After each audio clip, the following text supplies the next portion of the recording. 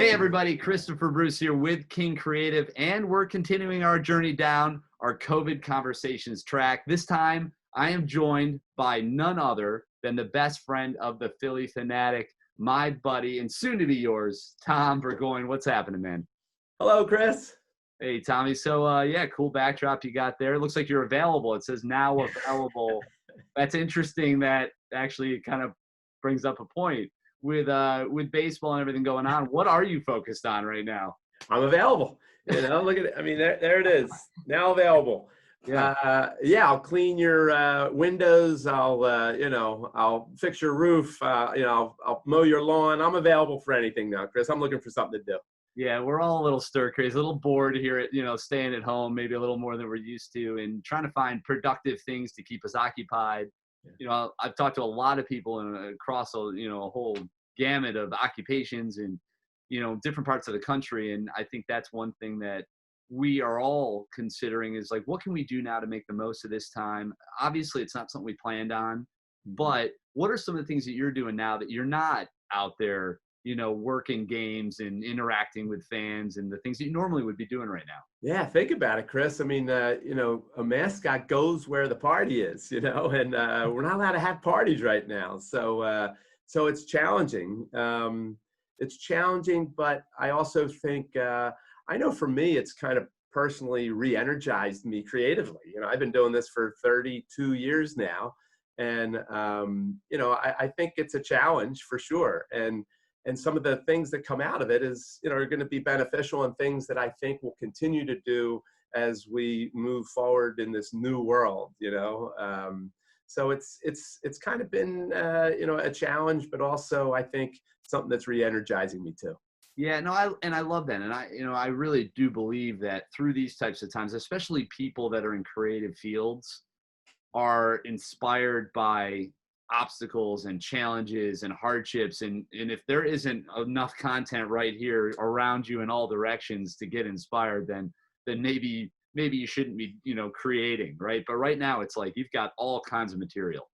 Yeah, no doubt. And I also think you go to your strengths and maybe things that set you apart a little bit. And I know for the Phanatic, I've written 16 kids books. I can't believe it's been 16. We got a 17th one on the way. So for the last 16 or so years, usually it's been about one a year, and it's pretty neat what we've been doing on Wednesday nights on Instagram Live. The Phanatic has story time with the Phillie Phanatic, and we're invite a player or a coach. We had Joe Girardi, Bryce Harper, Ryan Howard. We had Andrew McCutcheon. Next week we're gonna have Mike Schmidt reading one of my books. Yeah, which is pretty cool. So we have some equity built in these books, and now these books are kind of helping us with maybe building our social media platform. It's really a cute thing, 7:00 at night, you tuck the kids in and then you can be live with the Phanatic and one of our players. So that's just one of the things that's been kind of cool that's come out of this. No, and that's really cool. And in a lot of ways, you're actually literally turning the page to the next chapter here as we move through this together. I love Look that. at you. Really good. So, and you talk a little bit about now how the party is where the mascot goes, and how you guys are leveraging the players and these books to connect with the fans, and how you're having to change the way that you're really doing that. And a lot has happened recently with just baseball in general, trying to figure it out, because everybody's trying to figure it out. How do we move forward? Obviously we want to play, whether it's baseball, NFL, NBA, they're all struggling with the same issues. And you guys are obviously in the midst, in the heart of what would be the start of a season. And they just announced that there are, some new rules and regulations, which obviously affects the mascot. So what are you guys doing right now to kind of plan and figure out how to kind of take that and ultimately make the most of it? Yeah, well, the challenge is there's so much uncertainty, not just in baseball, but in every industry, right? So that's really the challenge. We really don't know where it's going right now. In terms of the mascot and the role of a mascot too, I think, now more than ever we need a mascot, right? I mean, it's really the extension of the brand. It's the part of the organization that people can identify with. Right now, we have no players, we have no games, we have no ballparks. We don't have outside community events that normally is one way we do connect with our fans. So, but we do have, the Phillie Phanatic, and we do have, each team has their mascot. So it's really about trying to get the Phanatic out there and trying to get the Phillies as an organization out there to remind them, hey, we're still here. We're still not sure what's going to happen yet. We still have, I think, another couple of weeks before maybe things will come into focus, whether we're going to have a season or not. Yeah. But until then, we are still here, and we do want to also do things in the community that are going to make a difference, especially now. We've already had some food drives, Chris, which has been great. We're making an impact there. It was Teacher Appreciation Week last week, and we were supposed to have Teacher Appreciation Night at the ballpark, where we select 10 all-star teachers, and we were able to do a drive-by parade, which is kind of are in right now, those drive-by parades for one of our teachers. We're also out there trying to thank the essential workers too, and doing those type of appearances. So just making that connection with the fan is more important now than it ever has been. Yeah, and it's always really been the role of the mascot to do that, right? And it's something that you've grown very accustomed to building into your day, into your month, your plan, your all of that. And now even more than ever, as you said, it's that much more important. And the teams, I think, are recognizing, obviously the Phillies are the exception to the rule. They've always kind of embraced the Phanatic since day one, and that's a big part of why that program and that character is so popular and it's so successful. And I think other teams now are starting to have to realize, and they're kind of been pushed to, well, shoot, we should have been using this character a lot more than they have been in the past. So that's something I think that will probably continue. And as a mascot performer, and being in the industry, I think that this is an opportunity for those performers and those characters to really get their their day in the sun, so to speak, and for that to last, right? I think moving forward, that's going to happen. I hope so. Sometimes I question the people in charge, of teams. It's kind of right in front of their faces sometimes, and sometimes they don't see it and how important it is. And now, there's, I heard it, economic carnage in our industry. It's pretty tough, the revenue that we're losing in baseball. And so, unfortunately, whether it's layoffs or furloughs, and sometimes you would think the mascot's the most important, but I think there's some people out there that think, it's not important. We'll get rid of the mascot. Not that teams are getting rid of mascots, but I hope they value the performer and the person who puts that costume on, who brings so much creativity and energy. So the hope is, as we move forward, teams do realize the importance of the guy in the costume or the girl inside the costume. Yeah, no, I mean, there's a lot, and you and I know, both know this, that there's a lot more that goes into it than just putting on the costume and going out there, right? There's so much more talent and skill that's involved in really taking a performance to a memorable level, to bring those characters to life in ways that really are undeniable. I mean, it's one thing from being in a costume to another thing to really bringing it to life. And that's the big difference. And for people to connect, that needs to happen. And it's not as easy as a lot of people might think. And especially those executives looking down from the top that haven't ever been in that position, and you can't blame them. That's fine. Not a lot of people have. But for those that do it really well, and obviously you're without question one of those impacts, those memories, those moments that fans walk away with are lifetime memories. Those are things that stick with them, that bond them to those teams. And the mascot is the bridge between the team and the players and the fans. They're the connective tissue, because the fans look at that character out on the field and they see them interacting with the players, and they're kind of viewed as one of them. And then when they come in the stands and they're crawling all over and you're having their fun and doing your shtick, it brings the fan in. Yeah, it's really priceless. And you mentioned, memories. You're making a memory that lasts a lifetime, and it can be priceless. And I say priceless. I just don't throw that word out. You really can't put a price tag on that. And for a company or an organization or a professional sports team, you know, what's better than, you know, people loving you? I wrote a book about that, you know, Feel the Love, it's called. And, you know, what company wouldn't want to generate that kind of enthusiasm, that kind of love for their product or service?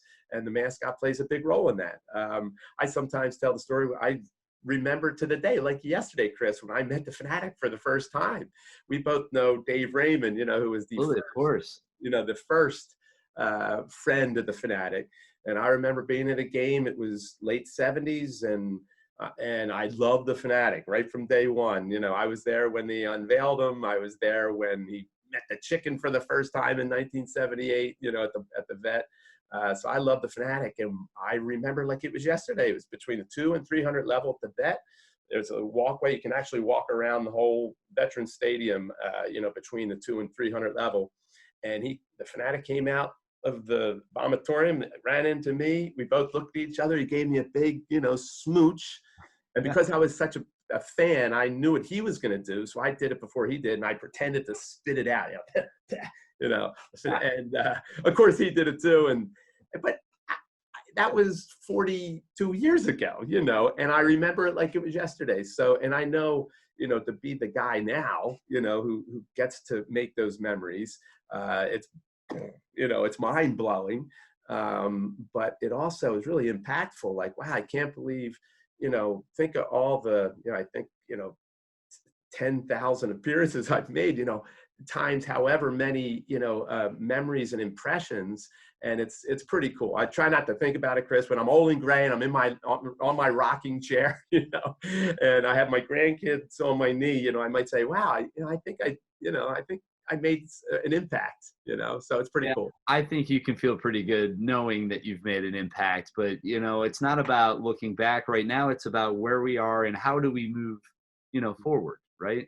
So what does, I mean, and it's tough with baseball, but for you, obviously you're sticking through it, you're going through, you're making the most of it. I love the online, you know, approach by getting the character and these players and this equity that you've already developed in those books. That's such a smart way to go. And, you know, thinking back, I mean, what a good thing that you've done. And imagine if you didn't have those books right now, you'd be sitting there thinking, what do we do? But now you can take something like that and activate it. So I think that's a good lesson for people to think about things that maybe they already had developed and how do they repurpose that Yeah. now to kind of engage with their fans or their audience, whatever that is. Yeah, and in general, the Fanatic hasn't been real active on social media. I mean, we have over 100,000 followers on Instagram, but we're not really active on any of the other platforms. And it was by design.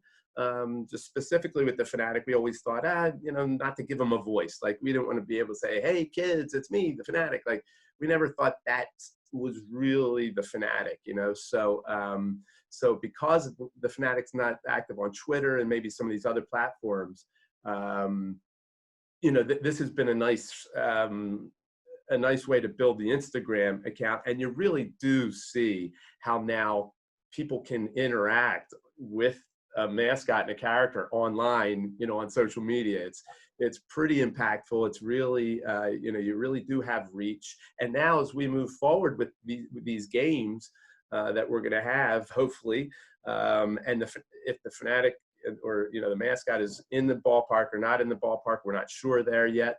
But certainly, you know, if there's an interactive component to our broadcasts, you know, I think there's going to be even some more room to utilize Instagram and have the Fanatic, you know, you'd be able to interact with the Fanatic maybe during a game, which will be different, but pretty exciting, you know, when you think about the possibilities. Yeah, I think the possibility, and I love that, right? Possibilities in thinking about how do you creatively, if they're okay, fine, we can't have the mascot on the field, but what can we do, right? Maybe the mascot's up in one of the suites in the top, sitting there, and they cut to him during breaks, or they find ways, and he just kind of, you know, building a bunch of shtick, and it's a safe distance, so that should be allowed, right? Or if it's just in the broadcast where you create a bunch of pre-recorded, you know, kind of bumper animated or actual live interactive spots. I love the idea of the live interactive element. Maybe, you know, Well, yeah, the Phanatic for all these years has done a dance at the end of the seventh inning, and so now if you went to like a Zoom screen and you have all the kids at home, now everybody gets a chance to dance. That would be, you could literally do a seventh inning stretch live, hop on with the Phanatic, and that would be really cool. I mean, you should definitely do that, right? You're doing Yeah, sure. that's a no-brainer. But it's which platform to use, whether it's Zoom or something else. But you know, that's something you guys can figure out, and that's a great idea. And you think about how do you keep these traditions alive, things that, you know, the Phanatic is known for, in those breaks that you always come out. You guys, I would challenge you, definitely try to do something in those so that doesn't stop. I mean, You're absolutely right. You know, the Phanatic's been around for a long time, and that idea of building equity in certain things that the Phanatic does while he's gone out on that field in that fifth inning and dance with an umpire or shoot hot dogs or whatever he's going to do, and then the dance in the seventh inning. There are just certain things that I think we can build on and build off of. Well, that's Phillies baseball, right? I mean, that's at the end of the day, that's what that is. And you know, with the Galapagos Gang as well, coming into the fold and now being a part of that family and the entertainment side and the connection, finding ways to incorporate them. And now you could, you know, obviously, you know, we've had some fun developing and talking about that whole thing from the beginning, but really a great chance for you guys to even develop it further, maybe with some more, you know, story and kind of weave that in and even create some spots to maybe I can weasel another trip to the Galapagos Islands and like the Phanatic's watching games from the Galapagos while, you know, and honestly, you know, I'm happy to help with being creative. If you need somebody to go on the road to film some of this stuff and to sketch it all out and to make it happen. Well, you were a big part of the Galapagos. You were the one that put the bug, I think, in the Phanatic's head when we were trying to think, oh, if Phanatic should have some friends. Those inflatable guys are pretty cool. And yeah, you were the guy who said, hey, you should have friends from the Galapagos Island. That's when it was like, bing, that's when the light bulb went off. So look at you. You're always on. I'm here to help, you know, and I'm glad that I could be a part of that. And that was, I remember exactly where we were sitting. Yeah. We talked about it. Totally. And for me, that was like, it just hit me immediately. I said, that's what it should be. And it makes so much sense. Yeah. And you know what? You just were like, it just sort of, and then it just happened. It all just went. Yeah. And then obviously we helped produce the music for the gang, and you know, really an awesome thing. I was very fortunate and just felt good to be a part of that. We're looking to, you know, again, you know, using the Galapagos Gang. When we introduced those characters, it was like, oh, it was a little weird because people were so used to having the Phanatic, you know. Just the Phanatic. So to have some extra characters, people weren't sure, but every time they come out, people get a kick out of it. And yeah, you know, we're looking for ways to maybe expand them a little bit. So this could be the perfect opportunity. Yeah, you know, listen, why not? You know, they're really fun. Yeah. They're great characters, and you know, in combination with the Phanatic, I think visually they're amazing, and the story is awesome, tying back to the roots at the Galapagos, and that's a beautiful thing. So if you were to pick a favorite, does the Phanatic have a favorite Galapagos Gang member? This is a pressing question. The fans, they just need to know. Well, if I didn't say Iggy, who is the land iguana who eats everything, he'd probably eat me. But that being said, I just like saying blue-footed boobies. So Bessie, who is the big, tall, and I just love how big Bessie is. I mean, Bessie's like 10 feet tall. Her neck does sway back and forth. And who doesn't like to say blue-footed booby?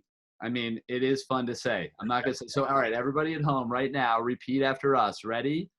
Blue-footed booby. It is fun. You're right. Absolutely. It's fun. It is fun. And, you know, they're all great. We love the Galapagos Gang. And, you know, and obviously you are doing great things with the Phanatic, taking over from Dave Raymond, who obviously built an incredible program and arguably the strongest and best mascot program in the world, right? Most recognizable and one of the original mascots in sports to really make an impact with their fan base. So what's the future look like for you and for the Phillies and the Phanatic?